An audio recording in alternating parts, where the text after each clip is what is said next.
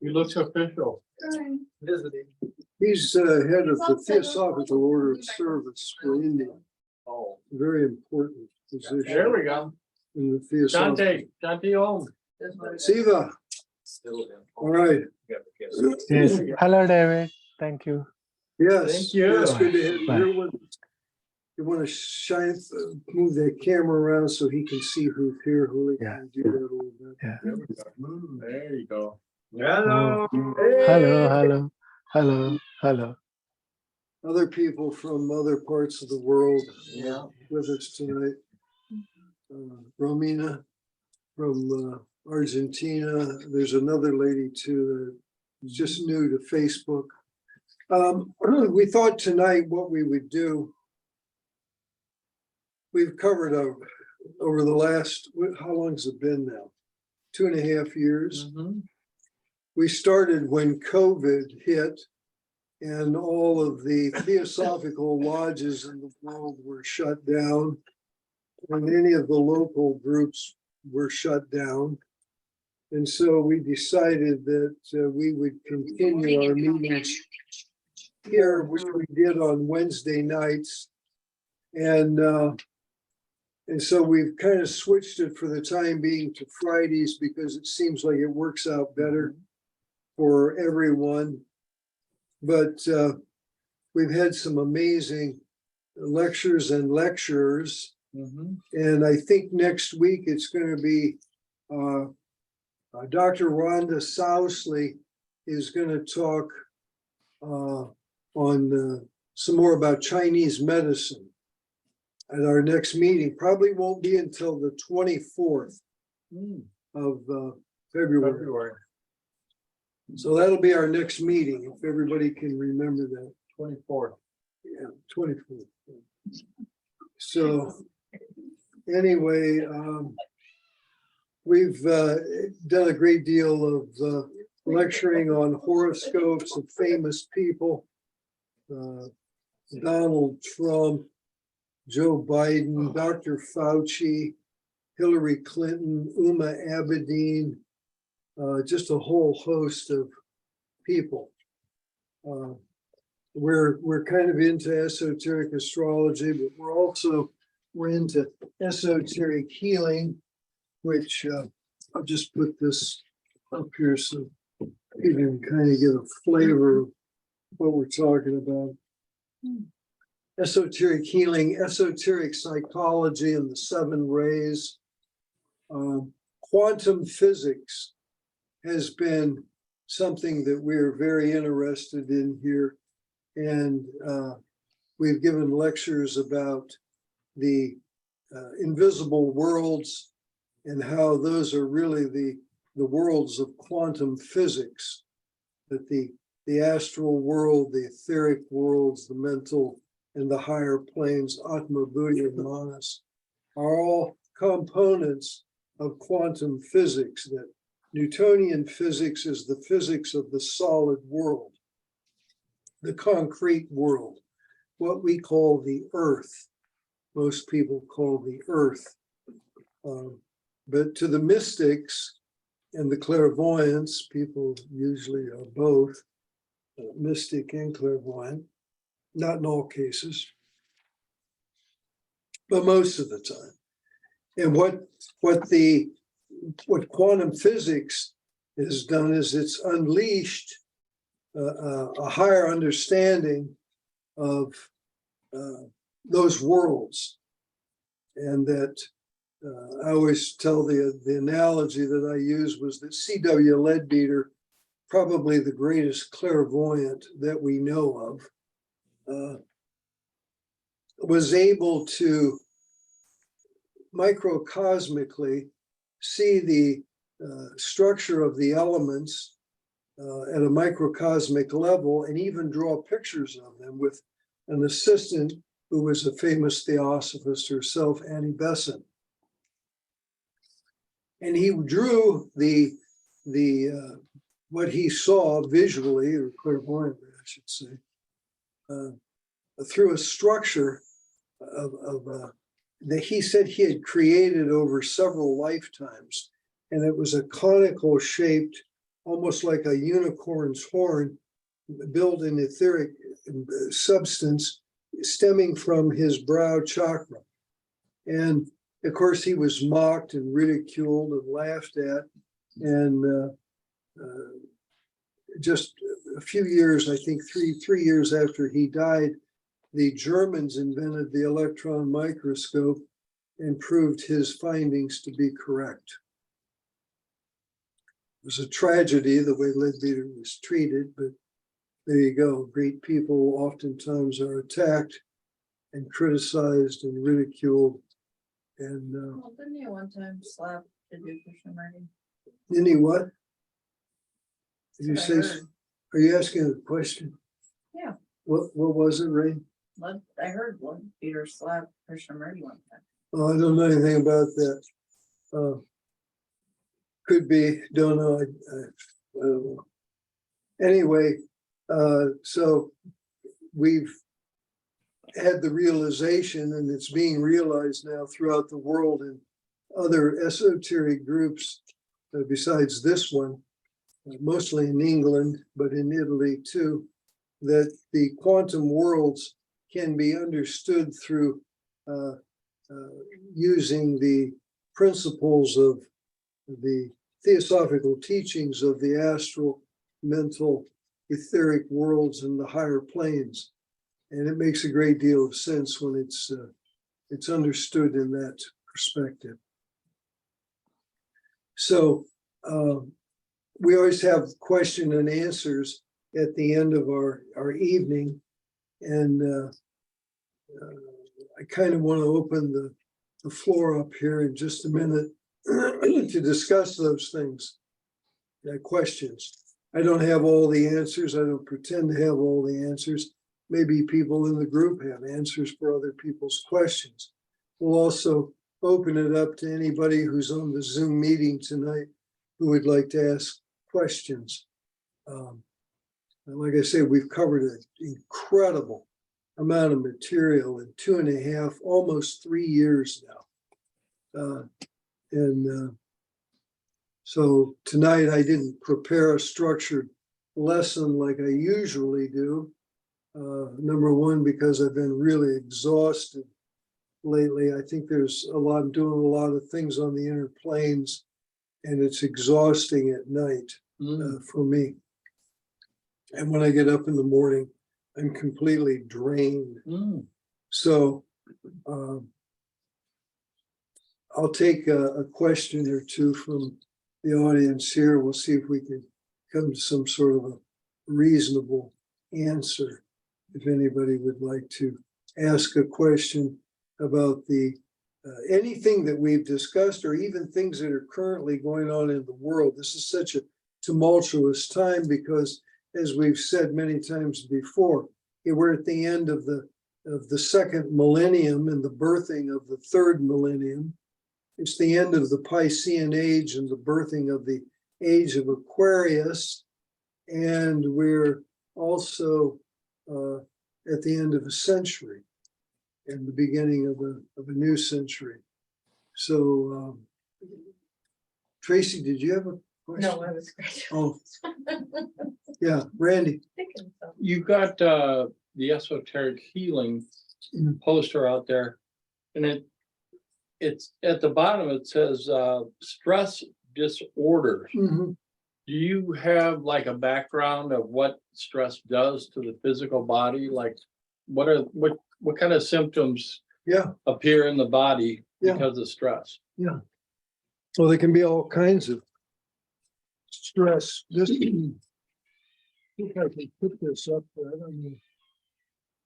We recommend the backflower remedies for stress disorders. And Okay. you can see there's a whole list of things: over concern for others, fear manifestations, uncertainty, non-interest in the present, loneliness, oversensitivity, despondency, and despair. And they fall into categories where there are these backflower remedies or treatments that you can use as antidotes to heal the problems. So But yeah, you can have, you can have heart disease, you can have all kinds of things from stress. It's just, the list is endless, really. And so that's the idea of the Bach flower remedies, is that it treats those stress disorders, and they work. I've used them, and they really are beneficial for it. And people have, it's been over 100 years since these flower remedies have been in use, and they're big in Europe. They're really huge. They're starting to get big here in America, but they're huge in Europe. Highly recommend them. Bailey said, Alice Bailey, and so did my friend Douglas Baker, and I think it was the Blavatsky both said, Blavatsky said she believed that it was 80% of the illnesses are caused by stress and can be remedied by Bach flower treatment, the oils or the fluids of the flower remedies. Alice Bailey, I think, said it was 90%, and Baker told me before that it was 90% of the illnesses can be actually cured. They're caused by stress. So it's an important thing to think about. We talked about that before. I got a great big one of these charts. It's 3 feet by 4 feet, and it's in this room somewhere where we discussed at length the treatments. So that's just one of the things that we've talked about in the past. David, I have a question. Yeah, Terry. So my understanding of Bach flower remedies is they set up a vibration from how I remember learning about it a long time ago. There's a little book that Black had put out, that little blue book, Heal Thyself, I think it was. So my interpretation is they set up a certain vibration, so you end up healing like on a vibrational level. That's my understanding of how they work. Am I pretty close there? Yeah, that's pretty good. Everything is vibration, and so it has an atomic vibration. That's really what you're talking about. At the subatomic level, yeah, everything is vibrating, and so it was Bach was an instrument. Dr. Bach, or Batch, they call him in England, was an instrument for the English master who gave these formulas to Dr. Bach. So it's really initiate knowledge is what it is. And Royce taught that you support the teachings of the masters who are the initiates of the planet. And yeah, I'd say that's pretty well explains it. I even had a premonition years ago, going along exactly with what you said, about acupuncture. And they would take certain herbs and they somehow make a ball of the herb and put it on the opposite end of the needle, piercing the skin, and then light the herb, and it would let off this. Go ahead and have a seat. I'm gonna go. Okay. All right, Ray. Thank you for All right. having me. Okay. All right. Good seeing you. Thank Take you care. all. Nice Okay. seeing you all again. Okay. Bye. And I believed, it's kind of a thing that came to me, that said that as those herbs were burning, they were giving off a vibration, some kind of an atomic vibration that enhanced the acupuncture treatment itself. Yeah. So if the Bach flower remedies are of a certain atomic vibration, which they are, and they would fall into these categories that are listed here on this chart, then it would make sense of what I just said. It would be somewhere in the field of between metaphysics and quantum physics, that there's this relationship of this incense type material burning at a fire. And we know that certain incense are of certain ray qualities, you know. Well, let's talk about that. Sandalwood, yeah, well, we gotta get a chart out here. So I have that somewhere. just real quick, so then as opposed to bipolar remedies, as opposed to like homeopathic remedies, my interpretation of homeopathic remedies is this, it's a distilled, Mhm.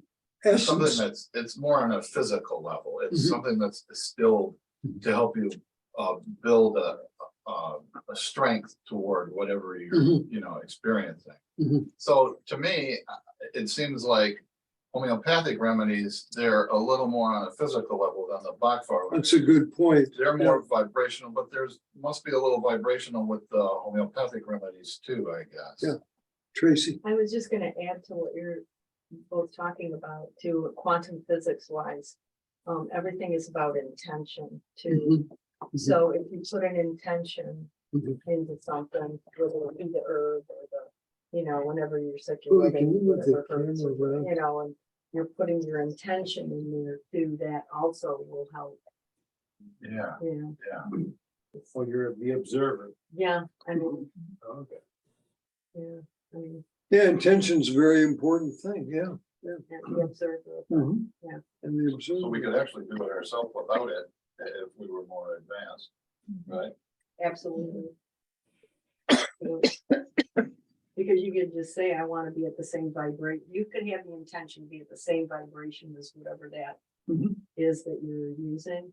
And you can be at one, that's learning how to be at one with Mhm. something. Mhm.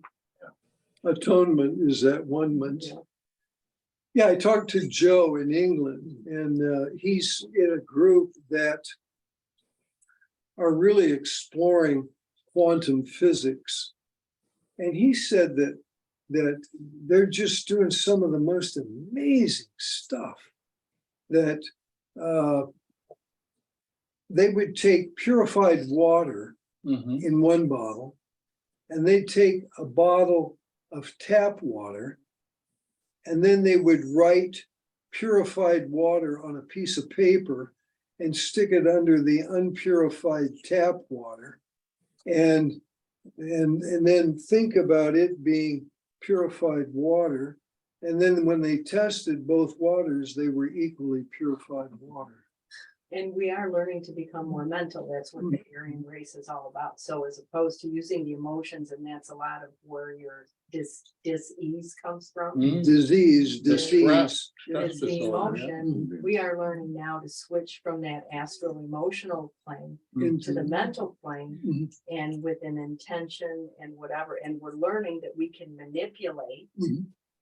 because we can do that through mental concentration, focus, whatever, Mhm. bringing energy up, moving it around, whatever. Mhm.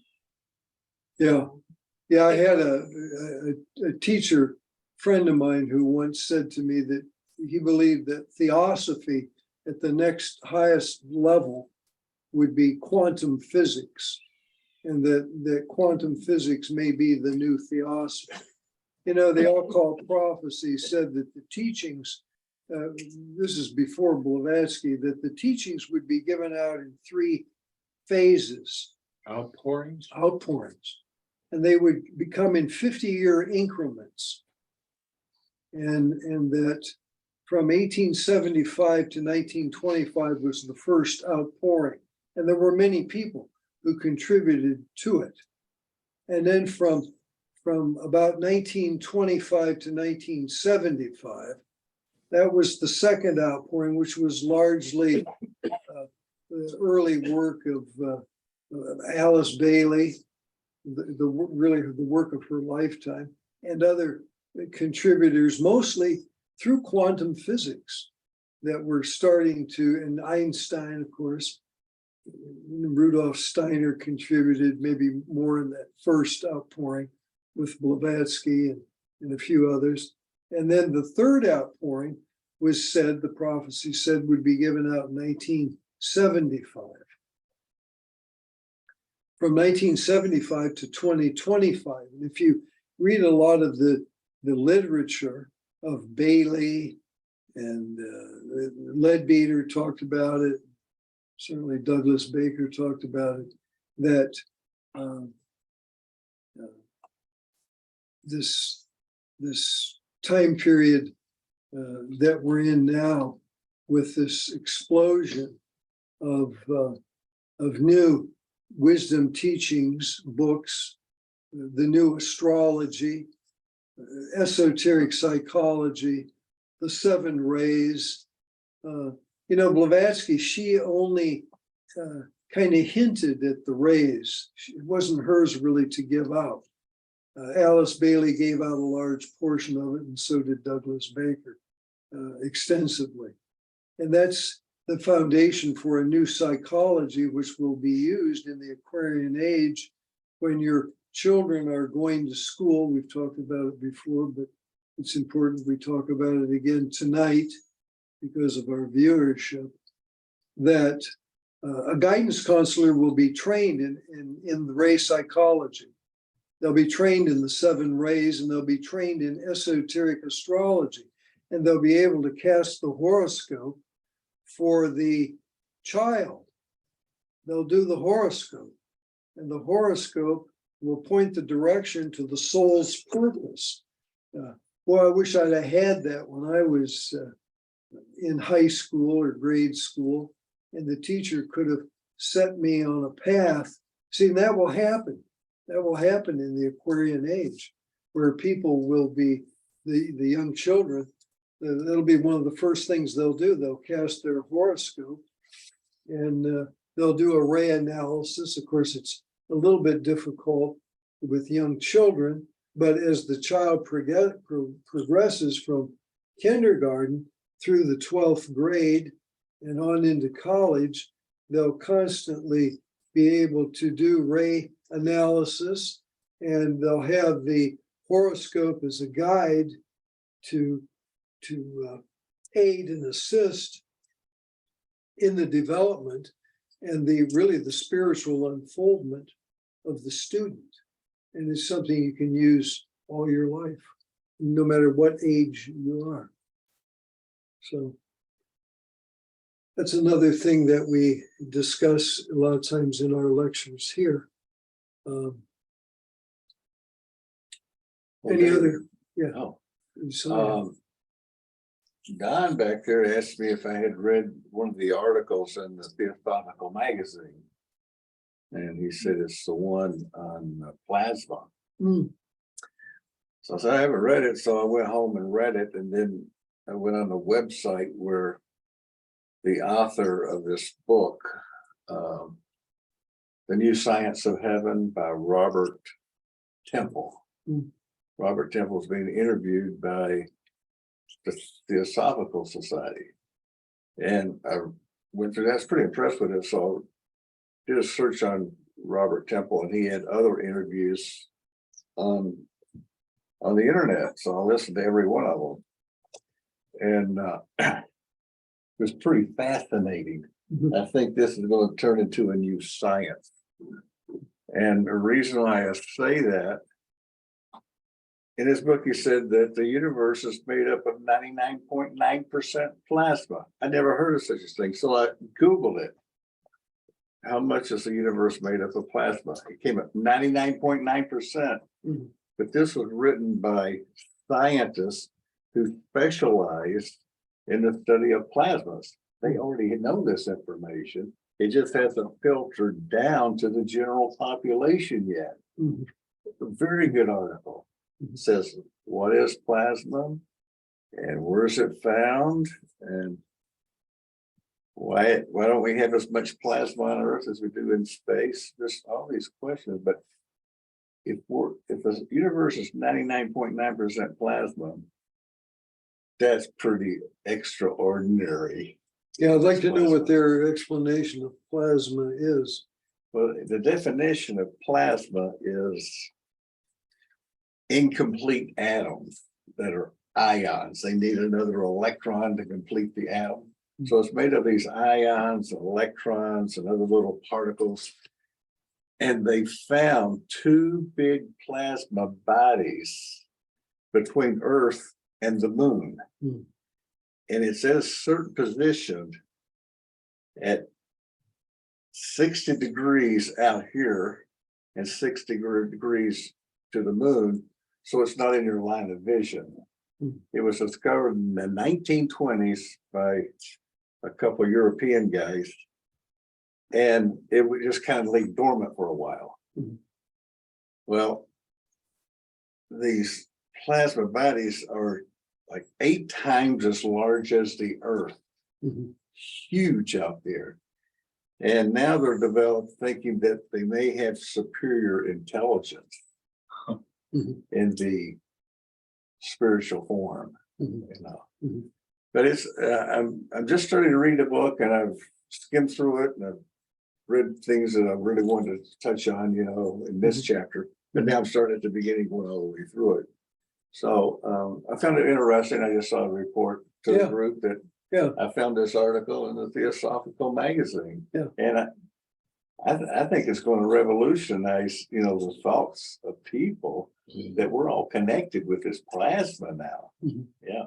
Yeah, Tracy has a I was question. just thinking about the veil is thinning, you know, The veils are thinning. we're starting to Yeah. go on that upward curve. Yeah. And because of that, we're gonna start discovering things Mhm. more like the plasma. Mhm. The etheric field's gonna be Mhm. big once science Fully gets with that. electronic. And you were saying, you know, these are beings, you know, or whatever that they make everything's alive, but we're just starting to learn about.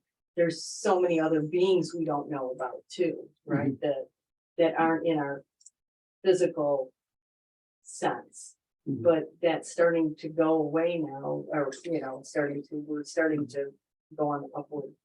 Yeah, I think we're going to learn so much in the next few Yeah, I years. think It's what you just said gonna is expand. just part of what that is, that thinning of the veil and Mhm. learning and seeing. Mhm.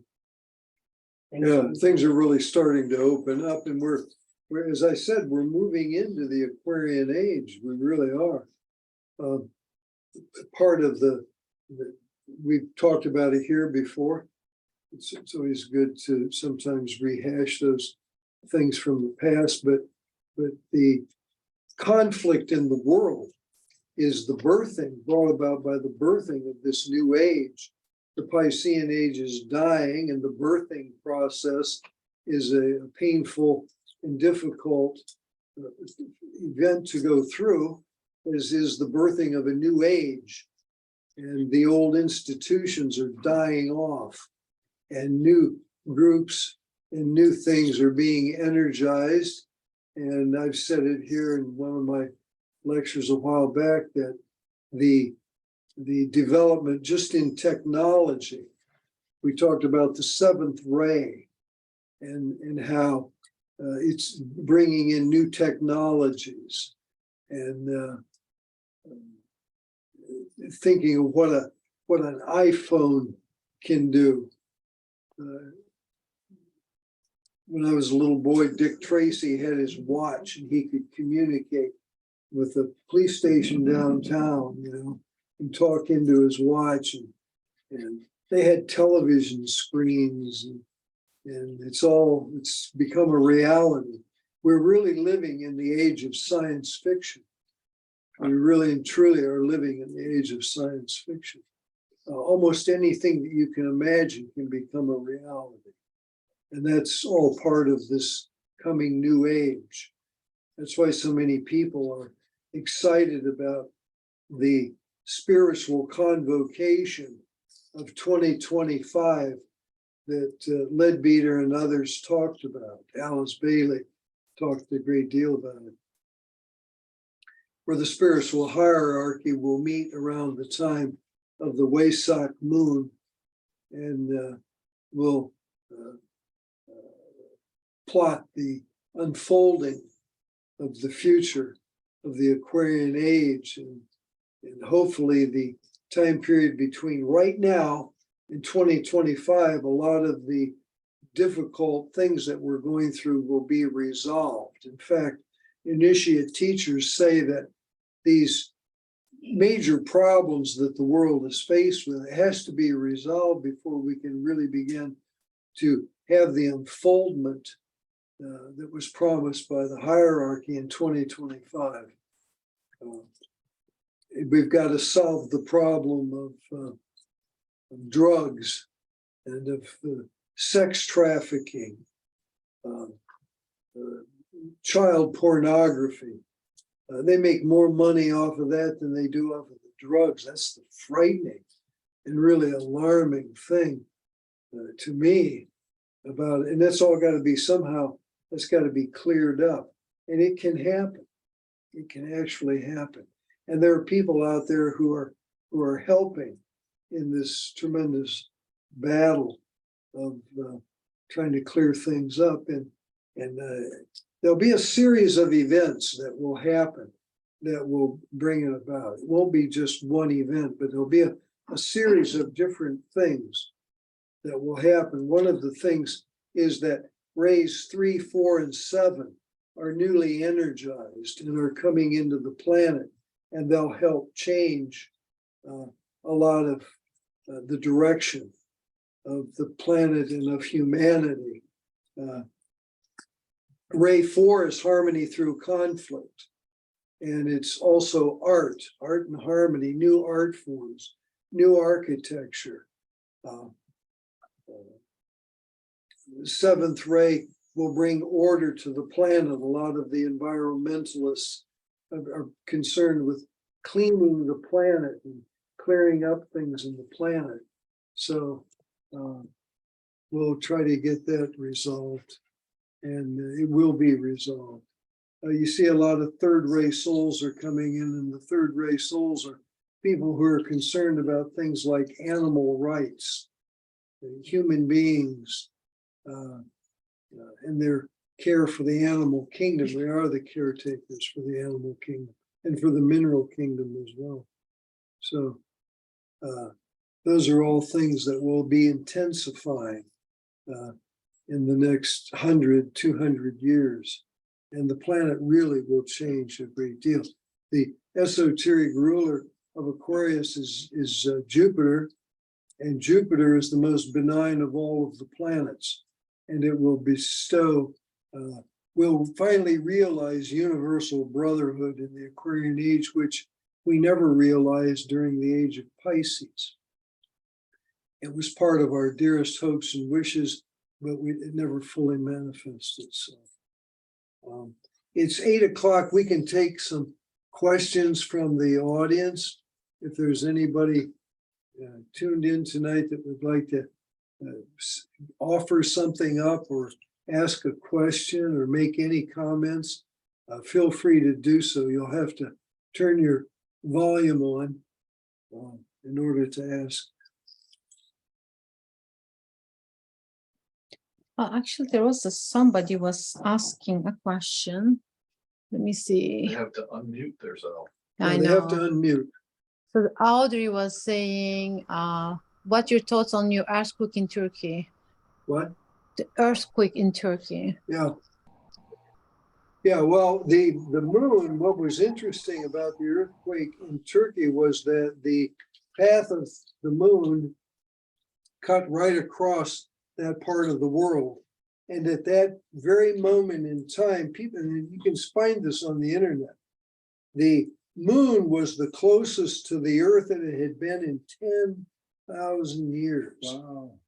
And Julia has a sister living in Turkey, and she asked me about it. This is several, right after it happened, just hours after it happened.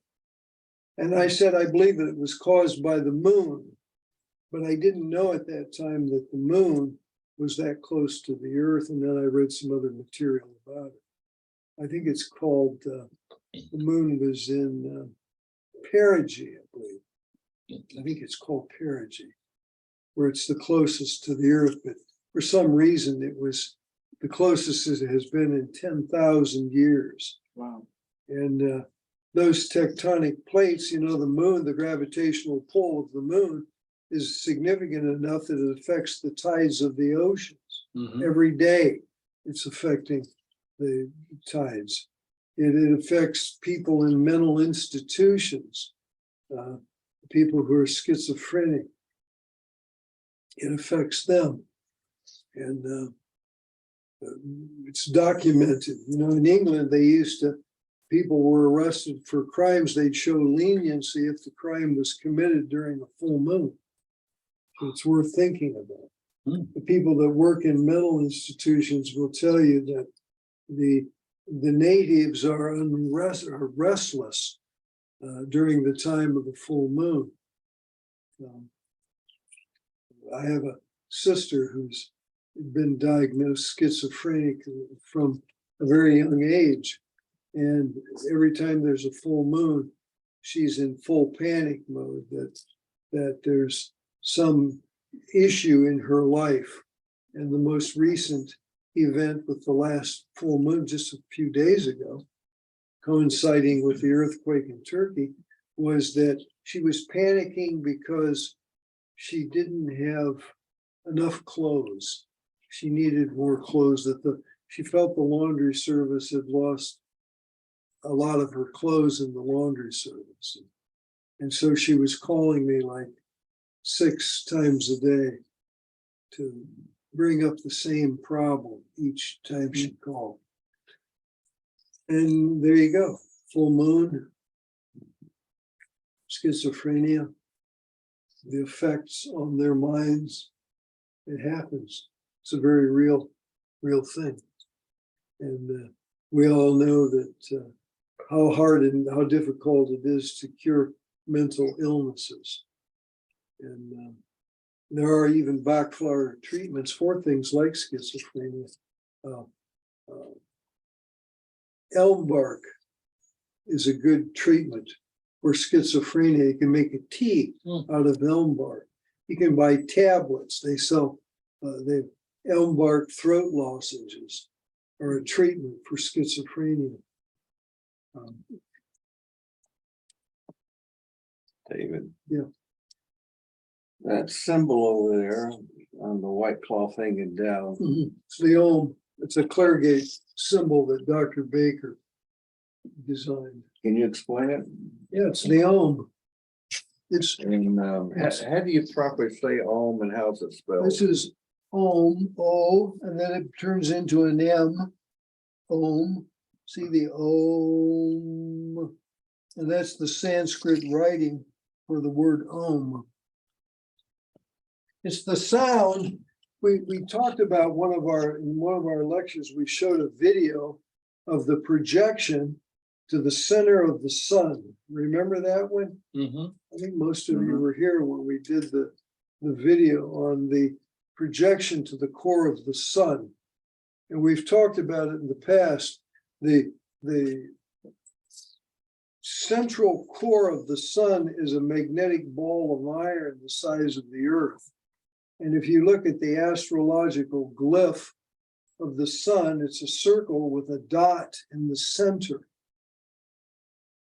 And it tells us something very esoteric about the sun, which is our central source of life and the magnetic force that's holding our solar system together. But initiate beings of a very high degree will take an initiation on the core of the sun. And this ball is rotating. It's kind of like you're walking up the down escalator. Right. It's moving toward you and you're walking up. See, so this ball is rotating, ball of iron at the core of the sun. You have to remember that it's like 1,000,000 miles, and it's a cool body. The initiates tell us that it's a cool body, and that from the core of the sun to the outer perimeter of the sun is 1,000,000 miles. So the temperature may be thousands of degrees at the surface of the sun, but the center core is a cool body. I can't tell you what the temperature is. I haven't been there, but I do know initiate beings who have been there, and so it's a cool body, and that's part of the symbolism of that Om over there that you asked about. the actual I see, yeah. Sanskrit writing is the core of the sun, and the sound that is emanating, and it's been proven, it's been corroborated by science, that they've picked up the Om sound emanating from the perimeter of the sun. You That could that's see the that sound. in that, you could see the sound going out from the center in Yeah. that drawing there. Yeah, it spells Om. Can you put that camera on that for us, Julie? Yeah, this is the symbol that we're talking about here. And this is the Om. Om, oh, there's M's going in toward the center. And it's symbolically the sun. It was Now, from what I read, they say the sound of Om is the sound of creation, yeah, or the sound of God. yeah, sound of God. Yeah. Mhm. Yeah, and you listen to the Buddhists, you know, when they chant, and it's a real guttural sound that they make. Alter their voice. I did a word study this week on Hallelujah Mhm. and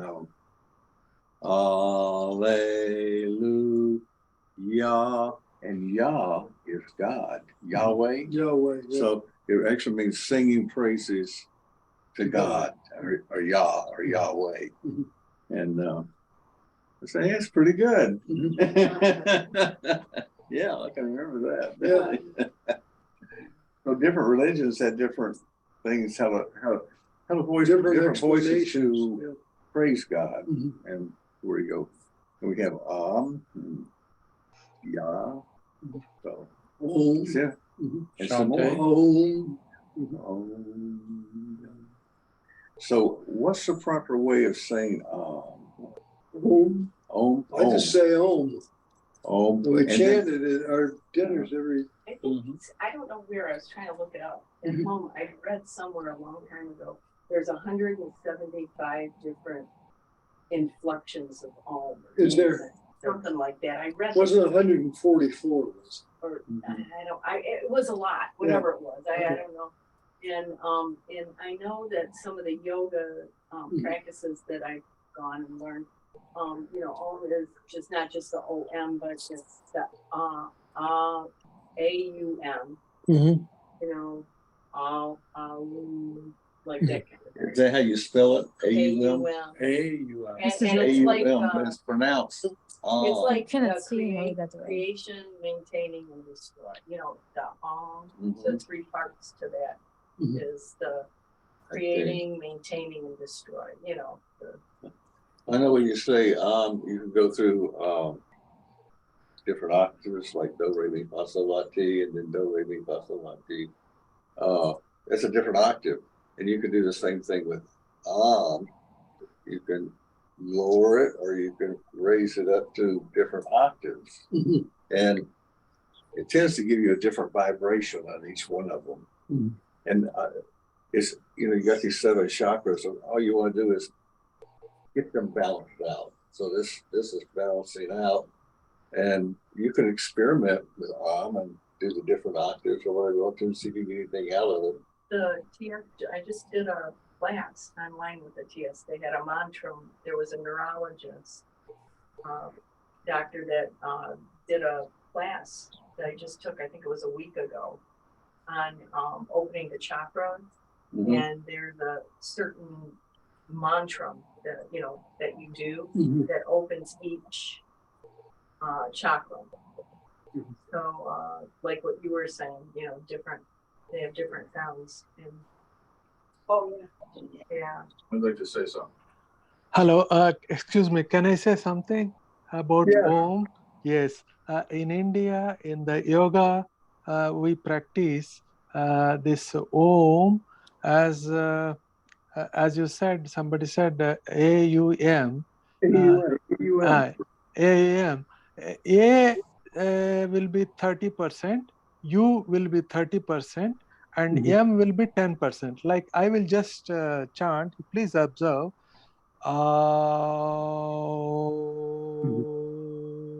Yeah, I used to do that years ago. Yeah. Very good. So this is 30, 30, 10. So this is the formula for the Om. Thank you. All right. Thank you, you. Siva. Appreciate it. Yeah, Terry. I did an apprenticeship with a spiritual teacher like 25 years ago. She was a shaman and she learned from a Lakota Sioux medicine. Mhm. And she taught us this thing called soul vision. And she taught us that one of the original sounds is taught us what's called the Hue song. And I guess if you want to spell it H-U-E. And it's, Hue like that. Mhm. And it was kind of interesting because at one point when we were learning it from her, one of the students, there was a whole group of us, one of them said, well, what key or whatever do you do it at? She said, you do it at however it comes out of you at the time, because that's what you need at the time. Mhm. So she called it the Hue song. Mhm. And I remember that was popular for a short time. And she was teaching what she was calling she said, you don't need to sit for 20 minutes a day and meditate. You can learn how to do what's called an open eye meditation and be in soul vision as you go throughout your day if you practice it enough. So she actually had us practicing, like, you do the Hue song, you do the chant. She called it a chant. You go Hue like that and get yourself in a quieted state, your mind in a quieted state. And then she said that you can get into a state where you just have direct perception and your mind chatter shuts down completely. And you're just simply interpreting, with your intuition from source, God or whatever. And I remember she had us do this little exercise where she said, I want you to, after this weekend is over with, I want you to go home and I want you to get up in the morning. I want you to go do the Hue song, go into this meditative state. And then look out from your third eye. You're seeing out from your third eye, which is basically your soul, your spirit. Mm-hmm. And because these two eyes, you look out through, that's our personality. We're looking out through these two eyes usually. And she had us do this. You do the Hue song, you get into this meditative state, and then you just start to go about your day. And she said, if you are able to walk in with this heightened state, she said you can eventually learn to walk the dimension. And she had us do this little exercise. And so I did it one morning. I got up, I did the Hue song, I did this little meditation thing we used to do. And I got up and I just started doing my thing. And it was really weird because I don't know how much time had gone by, but before I knew it, I was sitting at the kitchen table eating an omelet that I had made. Mm-hmm. But I was not like physically, aware the whole time. And I thought, wow, this is some really interesting stuff. And then I also learned from a friend of mine that I grew up with, whose father ended up, by the time we were in our 20s, his dad was working at the ARE in Virginia, and he was teaching dream interpretation and meditation classes. And Fred taught me one time, I think I was about 19 or 20, I had these warts on my hands. Like I had a couple on one hand and about 2 or 3 on the other hand. And I'd had them for a while, and I went to a doctor, and nobody could tell me what to do. They wanted to burn them off or whatever. So my friend Freddie said, well, here's what you do. What you do is you see, whenever you see your hand with the warts on it, you visualize your hand with healthy skin, like the way it was before you had those warts. Every time you think about it, if you look down and you glance at those warts, just see your hands heal. And what to do is right before you go into your meditation, because TM was my meditation that I was using back then. He said, before you go into your meditation, see your hands heal. And it didn't take I'd had them for a year, and it took like 2 weeks. And I remember saying to him one day, and I did it like religiously. I don't mean like in a religion, but I did it like twice a day, and I would see my hands heal. 2 weeks. The last one was left, and I go, look at this, Fred, watch this. I'm going to pick that up there, and they're gone. They were completely gone in 2 weeks by just doing that visualization technique that he taught me. And this is after going through, 2 or 3 doctors over the course of a year or so. And so then I knew I can heal anything. That's the intention. But we also brought But our Right. dis-ease, on some level drew that to us also for a reason, you know? Mhm. So it's fascinating. One of the first stories that I ever heard in my life that drew me to the esoteric and seeking answers was a story about a boy who was a friend of mine, went to school together. His name was Stanley Mark. And Stan Mark had warts on his hands, and his mother was a registered nurse. True story. And there was a guy who was a mystic, a clairvoyant. They called him Reverend Scott. And he was like a mind reader. He was clairvoyant. He could heal people. His mother, a registered nurse who I knew very well, took him to see Reverend Scott to get rid of the warts. And he told this story in our health class when we were in I think it was the 7th grade.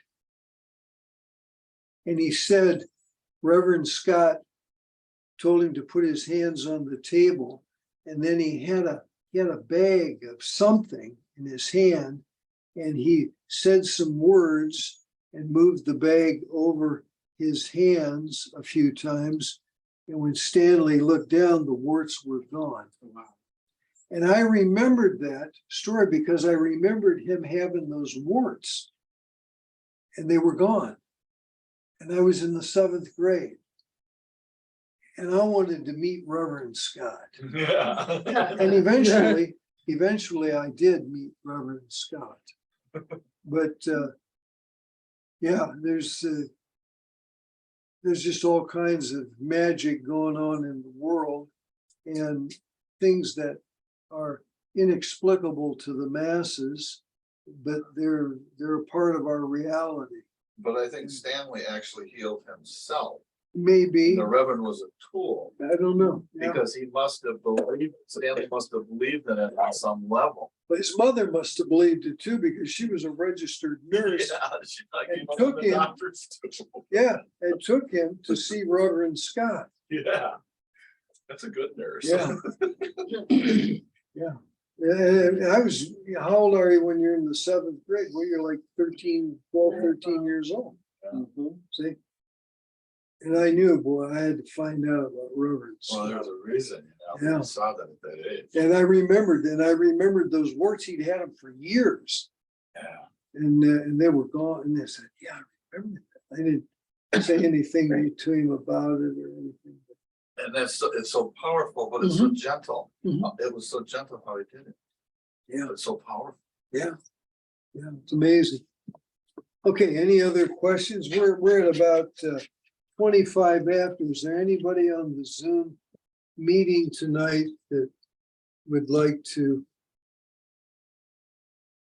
speak up? I'd like to make a comment on the Om. Mhm. If there's some great YouTube videos on that, and if I fall asleep listening to it, and it's amazing. They're healing sounds. Mhm. And anybody that has any problems when they go to bed, if they listen to that, they'll feel fabulous in the morning.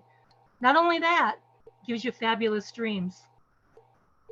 Well, thanks for that. Yes, David, I would like to ask one question.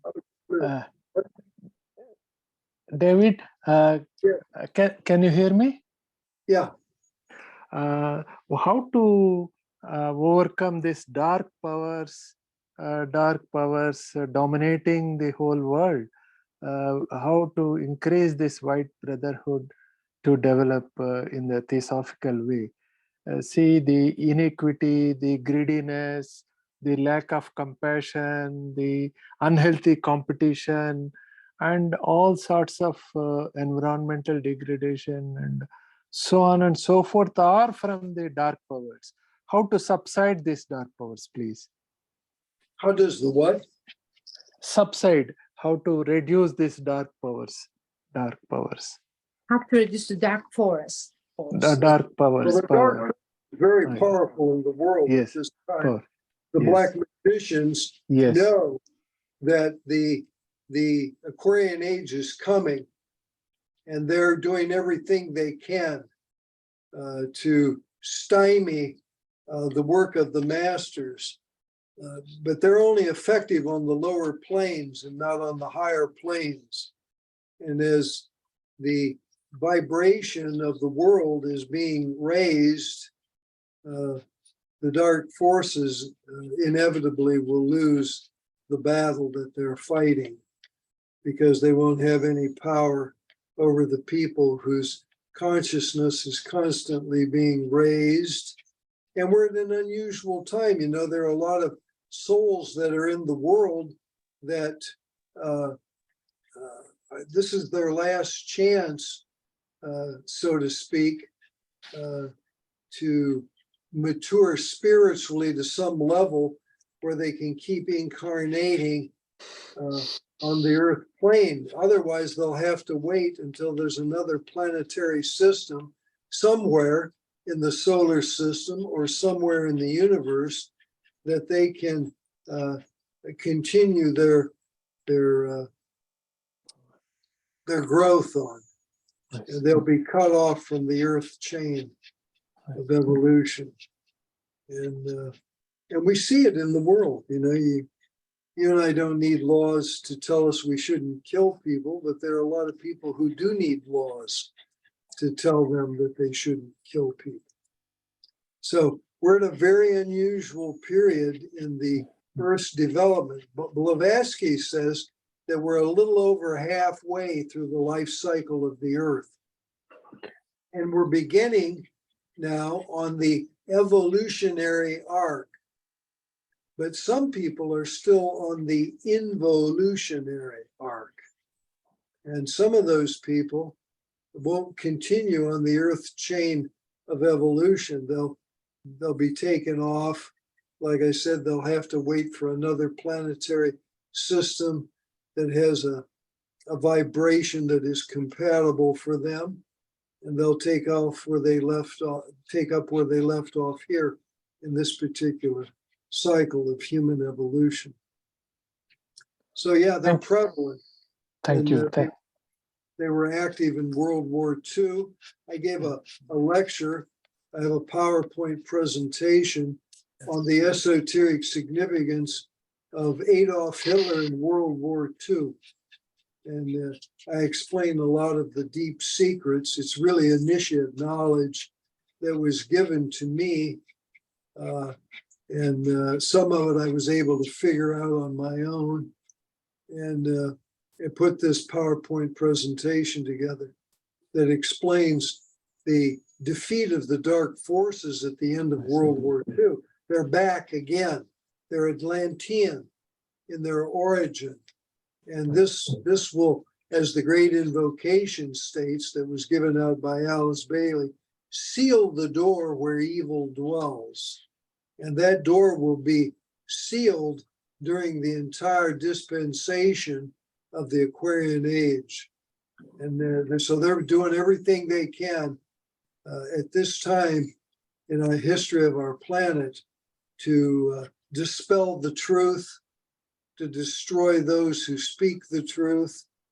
And we've got to stay strong and steadfast and maintain the proper disciplines and direction for the betterment of the planet and the betterment of mankind. Randy, you have a question?